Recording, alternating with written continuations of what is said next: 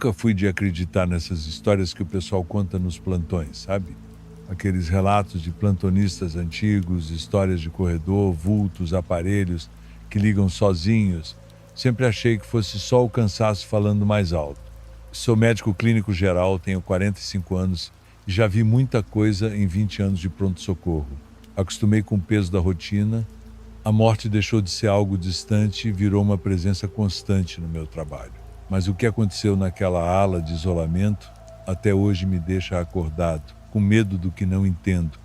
Numa noite de quinta-feira, início de inverno aqui em Belo Horizonte, chovia forte, a cidade meio parada e o hospital, como sempre, lotado.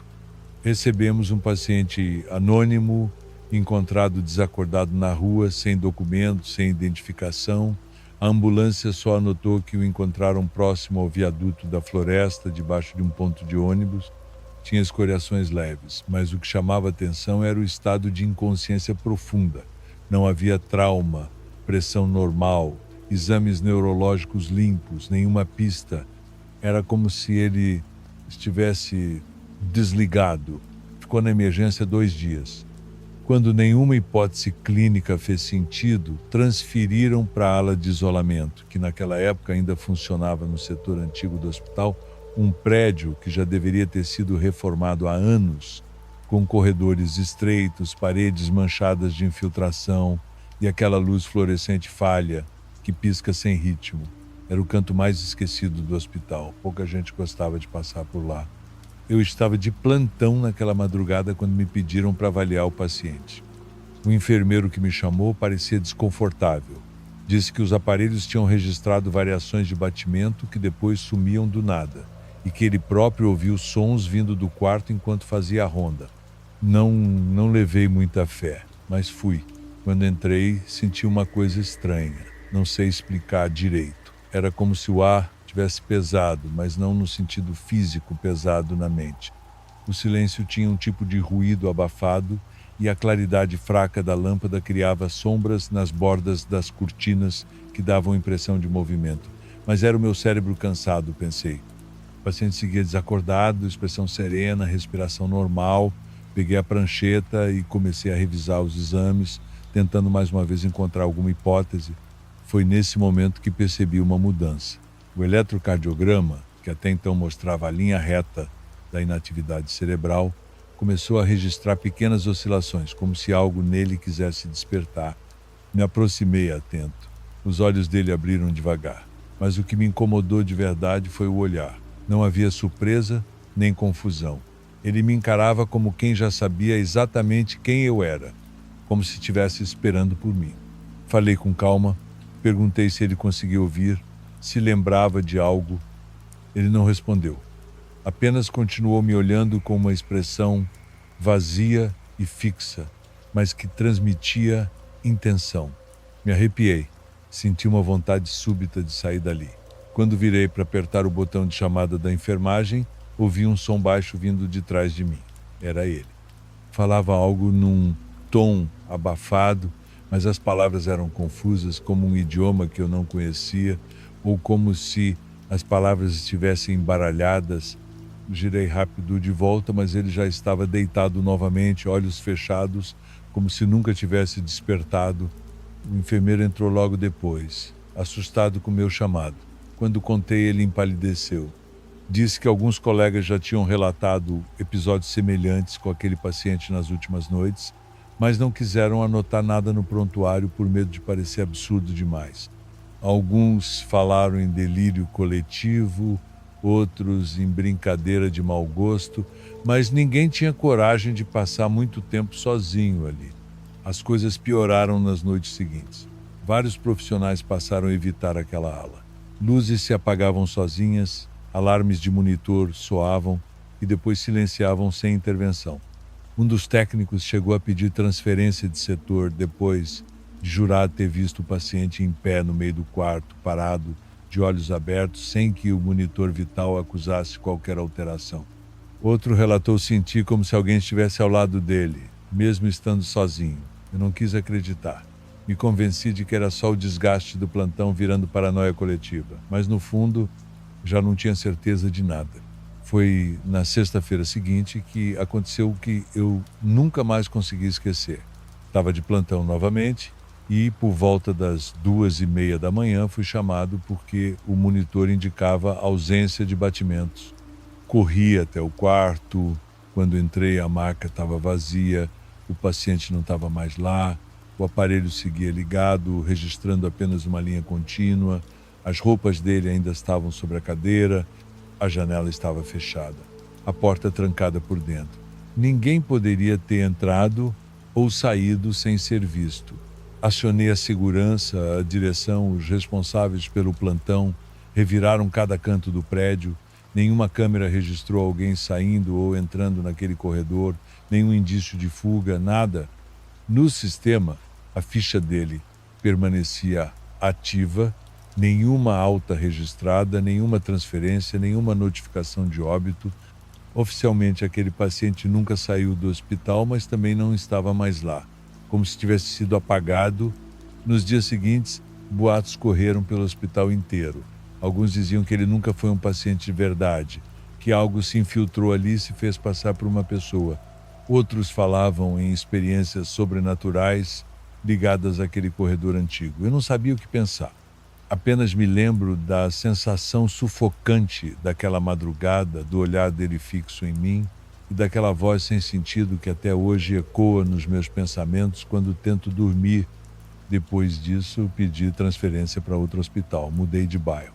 Me afastei de alguns colegas porque percebi que, para a maioria, tudo não passou de exagero, mas eu sei o que vi. Sei o que vivi. Não há nada nos livros de medicina que explique aquilo. E, francamente, prefiro não tentar entender. Tenho medo do que possa descobrir. Hoje eu sigo atendendo como se nada tivesse acontecido. Mas toda vez que estou sozinho num plantão noturno e vejo um leito vazio no fundo do corredor, sinto por alguns segundos a mesma presença observando, como se não tivesse terminado. Antes de seguir para o próximo relato, quero saber de onde você está assistindo. Comente sua cidade abaixo e eu vou responder a todos que participarem. E claro, não esqueça de se inscrever no canal e ativar o sininho para não perder nenhum vídeo novo. Agora, vamos continuar. Eu sempre fui uma pessoa prática. Quando decidi ser médica, anestesista, foi justamente porque gostava de lidar com o controle, com a precisão. Tudo calculado, doses exatas, monitoramento constante. Nunca gostei de deixar nada ao acaso. Talvez por isso que vivi ainda me deixe desconfortável até hoje. Não sei se compartilhar isso vai me trazer algum alívio, mas chegou num ponto em que guardar só para mim tem sido mais pesado do que deveria. Trabalho num hospital público de São Paulo, um daqueles prédios antigos que já passaram por várias reformas, mas ainda carregam aquele ar pesado dos anos acumulados. Eu já estava lá há 6 anos quando tudo aconteceu. Sempre fui racional demais para dar ouvidos aos boatos. Quem trabalha na UTI sempre ouve histórias. Pacientes que enxergam pessoas que não estão lá. Máquinas que apitam sozinhas, alarmes disparando do nada. Eu sempre achei que era o estresse, tanto dos pacientes quanto da equipe, até que uma enfermeira nova, a Paula, começou a trabalhar conosco. Paula era competente, mas tinha um jeito meio inquieto. Depois de algumas semanas, ela começou a comentar discretamente sobre uma presença na UTI. Dizia que, durante as madrugadas, sentia como se tivesse alguém por perto, especialmente quando os pacientes estavam em situação crítica. Segundo ela, não era algo ruim. Parecia até uma espécie de auxílio, como se alguém a guiasse no que fazer. Eu ouvi, mas não dei muita atenção. Nunca dei muita margem para esse tipo de conversa. Afinal, são máquinas, medicamentos, conhecimento. Não há espaço para o inexplicável quando você está entre a vida e a morte. Na terceira noite de um plantão pesado, estava sozinha na sala de descanso da UTI. Era pouco mais de 3 da manhã. Aquele horário em que o cansaço começa a te derrubar, mas a adrenalina ainda não te deixa dormir direito. O hospital estava num silêncio desconfortável, aquele silêncio que parece esconder alguma coisa.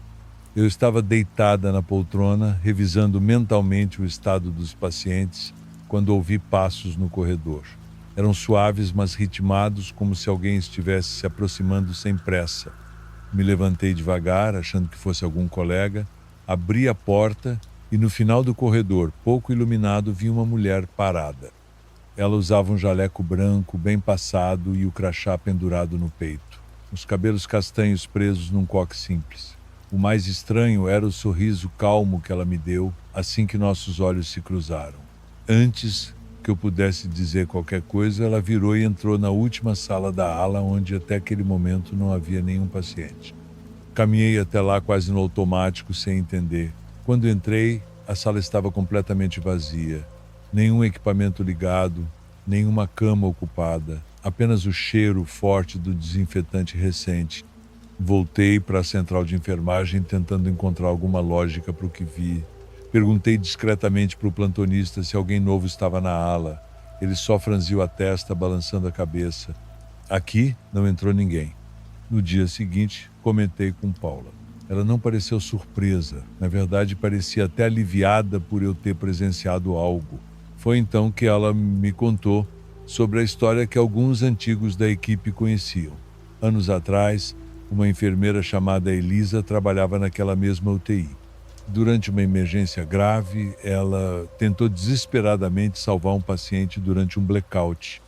A história diz que ela ficou presa na sala com o paciente, tentando manter a ventilação manual até o gerador voltar. Quando finalmente conseguiram abrir a porta, ambos estavam mortos. Tentei buscar registros, fichas antigas, qualquer documentação oficial sobre o caso, mas era como se tudo tivesse sido engolido pelo tempo. Apenas relatos desencontrados, conversas de corredores, memórias nebulosas. Passei a prestar mais atenção durante as madrugadas. E aos poucos outras coisas começaram a acontecer. Muitas vezes, durante procedimentos delicados, eu sentia algo estranho, como se uma calma repentina me envolvesse, me orientando em cada movimento. Em certos momentos até ouvia algo quase imperceptível próximo ao meu ouvido, como um conselho abafado, mas nunca consegui identificar as palavras. Não eram alucinações. Eu estava sóbria, lúcida, completamente ciente de tudo ao meu redor. Houve uma noite em que o desconforto ultrapassou qualquer explicação racional.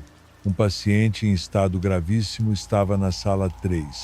A situação estava crítica e a equipe inteira estava tensa. Quando entrei para induzir a sedação, percebi um leve perfume no ar, algo floral, antigo, que não pertencia a nenhum dos produtos do hospital.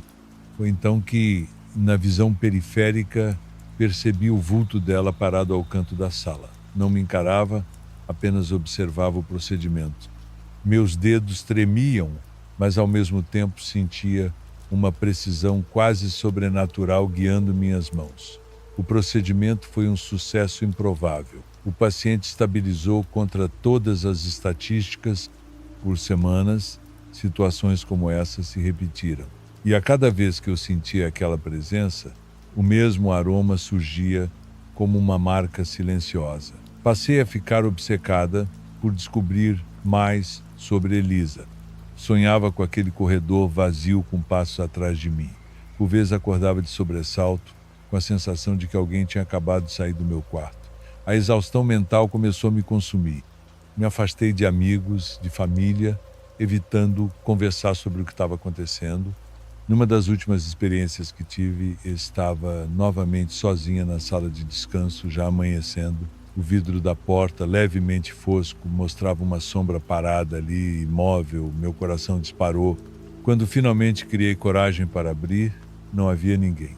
Apenas um pequeno broche antigo no chão, com o nome Elisa, gravado em letras desgastadas. Guardei o objeto até hoje como se fosse uma prova de que tudo aquilo não foi imaginação. Eu ainda trabalho no mesmo hospital, mas nunca mais fui a mesma. As noites continuam carregadas de um peso que não sei explicar. Mesmo agora, enquanto conto essa história, sinto a presença pairando como se o simples ato de falar atraísse novamente aquilo que um dia me observou tão de perto. Por muito tempo, tentei encontrar explicações lógicas, mas cheguei à conclusão de que há coisas que simplesmente não se encaixam em nenhum raciocínio humano. Eu continuo vivendo, trabalhando, respirando, mas desde aquele plantão nunca mais me senti verdadeiramente sozinha. Se você está gostando dos relatos, curta o vídeo e ajude o canal a crescer. Agradeço a todos pelo apoio. Agora vamos continuar. Tem gente que só resolve falar quando não consegue mais guardar. Eu sou assim.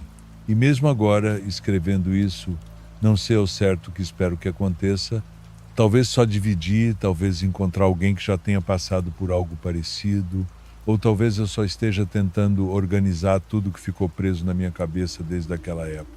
Me chamo Eduardo, sou cirurgião, tenho 40 anos, casado, pai de uma menina de 9, trabalho num hospital público em Recife há mais de 15 anos. Já vi muita coisa, acidentes, traumas, cirurgias de emergência que pareciam impossíveis e às vezes até milagres. Mas nada me preparou para o que vivi naquele maldito segundo andar. O hospital passou por uma grande reforma há uns 3 anos. A ala antiga, que ficava isolada do restante do prédio, foi reaberta. Era uma parte esquecida, desativada desde os anos 80.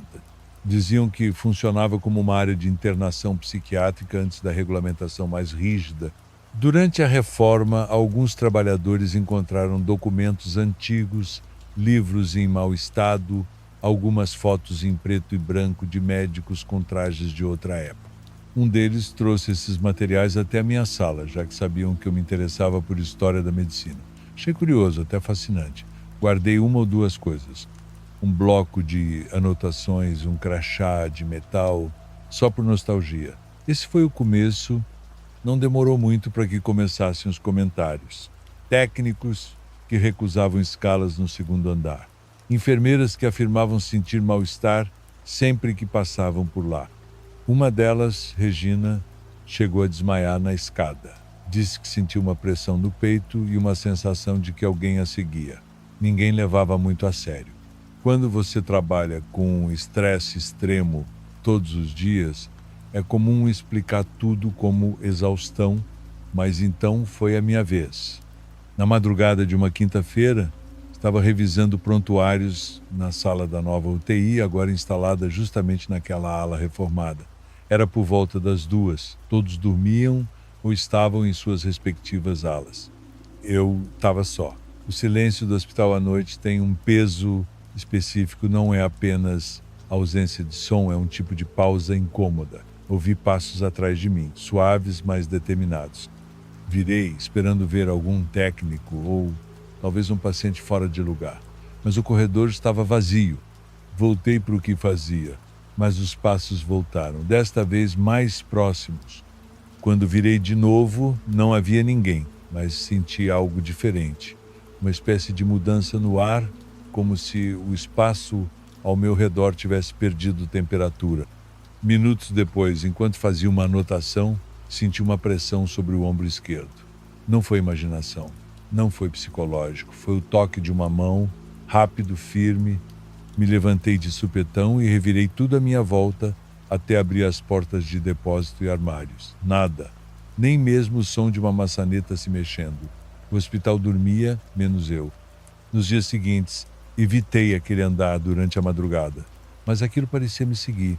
Passei a ver vultos no vidro da sala de cirurgia, sombras que atravessavam corredores onde só eu estava. Em uma ocasião, precisei assistir uma cesárea de urgência e juro por tudo o que tenho de mais sagrado. Do lado de fora da sala, no vidro fosco, vi uma silhueta imóvel, de jaleco, como se assistisse a tudo com atenção mórbida.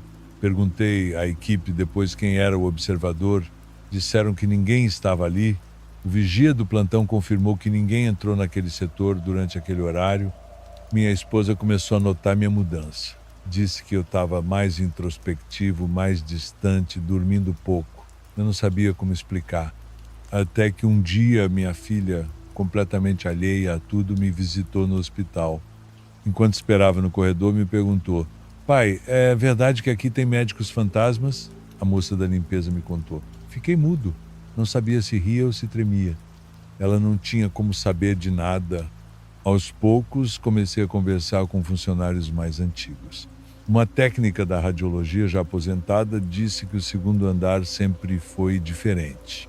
Que antigamente pacientes em coma prolongado eram levados para lá, longe das visitas, e que muitos morriam sem nem serem notados. Disse também que, certa vez, Ouviu médicos discutindo dentro de uma sala trancada, mesmo sabendo que ninguém trabalhava nela havia semanas. A cada relato, minha certeza aumentava, havia algo ali. Não um espírito qualquer, não um susto fácil, era uma presença, uma persistência, como se parte da história daquele lugar nunca tivesse saído dali. Com o tempo comecei a me acostumar, ou talvez a palavra certa seja me resignar. Passei a sentir que aquilo observava, mas não me queria mal, que estava ali antes de mim e que eu era apenas mais um ocupante temporário. Em algumas noites, especialmente quando tínhamos pacientes graves, eu sentia aquela mesma presença atrás de mim. E, curiosamente, os procedimentos mais arriscados, nesses momentos, davam certo, como se alguém guiasse minhas mãos, como se alguém ou algo ainda quisesse exercer sua profissão através de mim. Hoje, falo pouco sobre isso. Nunca comentei com colegas, nunca compartilhei com minha esposa, além do básico. Minha filha nunca voltou ao hospital e eu continuo lá. Às vezes me pergunto se essa escolha é minha mesmo, ou se há algo naquela ala que não me deixa sair. Às vezes penso que talvez eu tenha me tornado parte disso também, como se a cada plantão eu estivesse deixando um pedaço de mim naquele andar. E se um dia eu não voltar para casa, talvez alguém sinta minha mão no ombro e só então entenda o que ficou ali, esperando desde a reforma.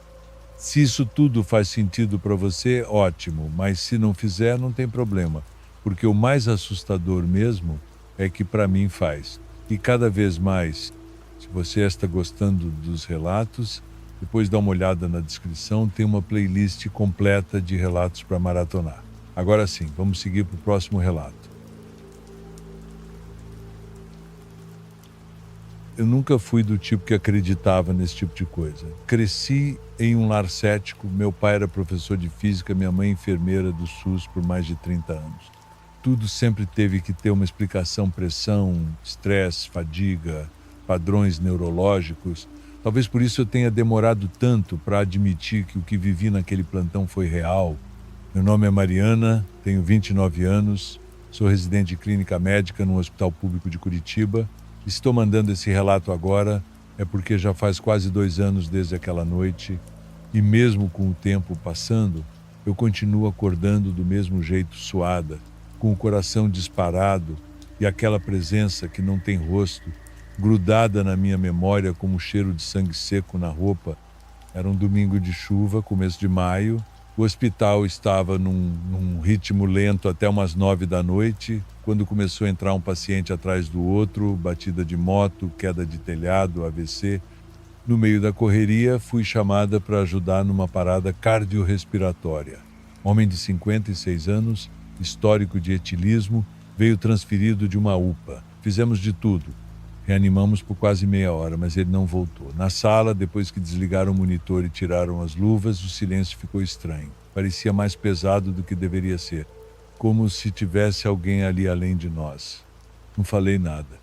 Continuei meu plantão, tentei racionalizar como sempre faço, só que a madrugada não passou. Cada hora que eu olhava no relógio, parecia que mal tinham se passado 10 minutos. O tempo ficou arrastado. Já eram quase 5 da manhã quando fui até a sala de descanso. Deitei na poltrona dura, abracei o casaco, fechei os olhos e então alguém falou, perto, muito perto do meu ouvido: não desista. Não foi sonho. Meu corpo inteiro reagiu. Levantei num pulo, olhei para a porta, para a janela, para trás da cortina. Estava trancado, só eu ali. Fiquei parada por um tempo sem coragem de me sentar de novo. Voltei para a emergência andando devagar, tentando pensar que podia ter sido a TV da sala de espera ou alguém no corredor, mas não era isso. No outro dia, durante o café da manhã com a minha mãe, comentei sem dar muito peso, achei que ela fosse rir ou dar alguma explicação médica, como sempre fez, mas ela ficou séria. Largou o pão pela metade, enxugou a mão no pano da mesa e me perguntou se eu lembrava do Dr. Adalberto. O nome soou familiar. Ela disse que ele foi clínico no mesmo hospital onde estou, anos atrás, que era conhecido por trabalhar até tarde, atender com paciência todos os casos, e que morreu ali mesmo, no repouso, depois de um plantão exaustivo. Ninguém nunca soube ao certo se foi infarto ou outra coisa, porque ele não tinha história. Ela contou que algumas enfermeiras mais antigas ainda falam dele como se ele estivesse lá, que portas se abrem sozinhas no fim do corredor, que vozes de incentivo aparecem nos momentos de maior pressão. Eu ri, desconfortável, minha mãe não riu de volta. Os dias seguintes foram piores. Toda vez que eu ficava sozinha em alguma sala, vinha aquela voz. E nunca era igual. Às vezes era, você consegue. Outras vezes só meu nome dito, como se alguém me chamasse num tom sereno, mas firme. Certa noite, fui buscar um prontuário e passei por uma sala que estava com a luz apagada. Quando cruzei a porta, vi um vulto parado ao lado da maca, como se alguém estivesse ali imóvel. Não sei por quanto tempo fiquei congelada. Pisquei e não tinha mais nada. Mas o sensor de presença acendeu a luz sozinho. Comecei a evitar ficar sozinha. Tentava sempre puxar conversa com alguém, mesmo que fosse para falar do tempo do Corinthians. Mas ninguém mais parecia perceber nada. Fui ao psiquiatra do hospital, falei sobre estresse, ansiedade, insônia. Me deram remédio para dormir. Mas nos dias em que dormia mais profundamente, eu sonhava com o mesmo lugar. Uma sala escura, uma maca no centro e alguém de costas para mim mexendo em prontuários. Quando eu chamava, essa pessoa parava, mas nunca se virava. Só continuava folheando os papéis, como se estivesse revendo a história de cada paciente que passou por ali. Uma noite de sexta, voltando para casa, tive um ataque de pânico dentro do carro. Parei no acostamento e chorei por quase meia hora. Era como se tivesse alguém comigo dentro do carro, atrás do banco. Não vi nada no retrovisor, mas a sensação era insuportável. Fiquei assim por semanas, comecei a pensar em pedir afastamento. Me sentia fraca, vulnerável, como se eu estivesse perdendo o controle da minha mente. Foi aí que resolvi conversar com a técnica de enfermagem mais antiga da equipe, a dona Cida. Ela já tinha visto muita coisa e era respeitada por todo mundo. Quando terminei de contar, ela respirou fundo e disse que já esperava por isso. Ele escolhe quem precisa, ela disse. Não é para assustar, é para segurar sua mão quando ninguém mais consegue. Desde aquela conversa, algo em mim mudou. As manifestações não pararam, mas comecei a ver aquilo de outro jeito. Como se aquela presença estivesse ali para me impedir de desistir quando o peso do sofrimento alheio me puxasse para baixo. Como se tivesse alguém tentando continuar servindo mesmo depois de morto. Não sei se isso me conforta ou me deixa ainda mais assustada. Hoje em dia trabalho em outro hospital, mais moderno, com menos corredores apertados e sem o cheiro constante de desinfetante vencido. Mas ainda escuto aquela voz de vez em quando. Não em palavras completas, mas em pensamentos que não são meus. Às vezes acho que carrego comigo algo que não ficou preso ao prédio, mas a mim talvez nunca encontre uma explicação concreta. Talvez tenha sido só meu limite mental gritando por socorro. Ou talvez exista mesmo alguma coisa nesse mundo que se recusa a partir até ter certeza de que ninguém vai ficar sozinho no caos. Eu sigo em frente, mas tem noites que ainda acordo no escuro, com a sensação de que não sou a única naquele quarto. E por mais que eu tente não pensar, às vezes me pego esperando ouvir de novo aquela voz. Porque parte de mim sabe que se um dia ela parar é porque eu já fui longe demais. Seja o que for, eu não sou mais a mesma. E não sei se isso é bom ou ruim. Só sei que tudo que aconteceu ali, aconteceu. E não importa se acreditam ou não, eu estava lá. Chegamos ao fim dos relatos de hoje. Meu muito obrigado a todos que assistiram, em especial aos inscritos do canal. Nos vemos no próximo vídeo. Um grande abraço, amigo Raul.